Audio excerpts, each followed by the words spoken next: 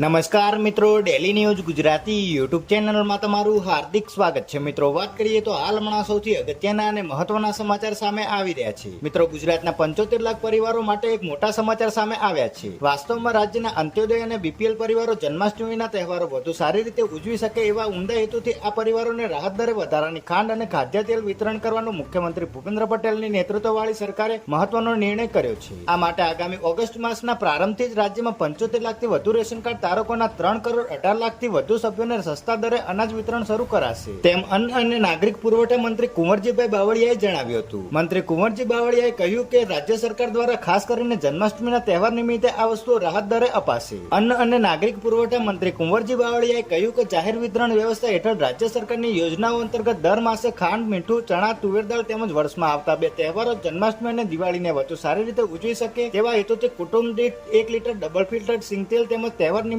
વધારાની 1 કિલોગ્રામ ખાંડનું રાહત દરે વિતરણ કરવામાં આવે છે।